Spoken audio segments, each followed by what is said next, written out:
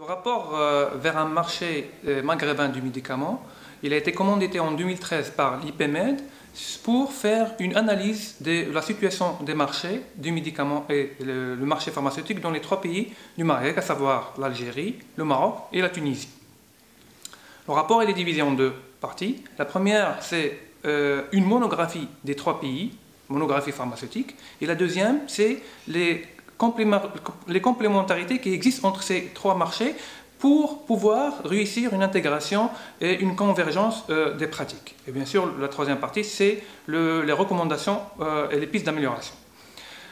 Les monographies pays, il a permis de sortir avec un certain nombre d'éléments que les trois marchés pharmaceutiques se ressemblent. Et donc, les marchés pharmaceutiques, ils ont les mêmes problèmes et ils ont les mêmes atouts et les mêmes avantages. En matière de complémentarité, on a fait sortir que les trois pays ont un secteur pharmaceutique qui est très réglementé et très encadré par les ministères ou les départements concernés.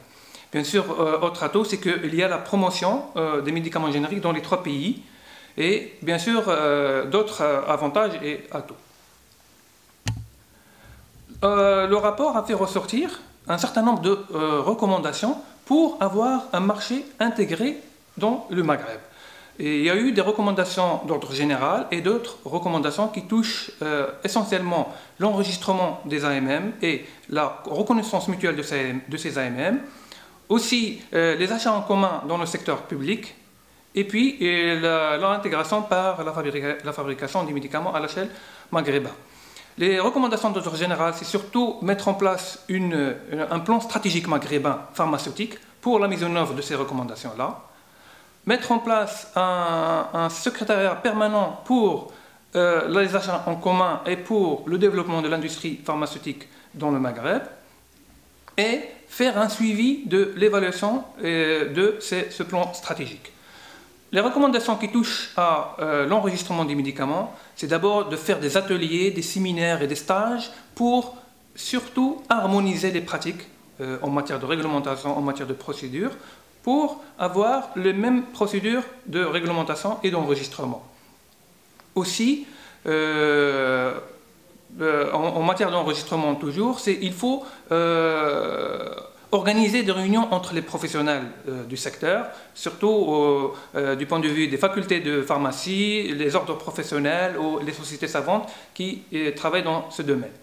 Les recommandations qui touchent aux achats communs, c'est surtout pour reprendre l'expérience des achats communs qui avait débuté en 1980 avec l'Union des Maghreb arabes et qui malheureusement s'est arrêtée, et donc reprendre l'expérience et réactiver le comité maghrébin des achats, harmoniser les procédures des achats en commun et surtout arrêter une liste de médicaments de base commune pour ces achats en commun dans les trois pays du Maghreb. La recommandation pour la fabrication, c'est surtout de créer des alliances entre les acteurs du secteur, les industriels surtout, et de créer une dynamique de partage entre les différents industriels et entre les différents acteurs.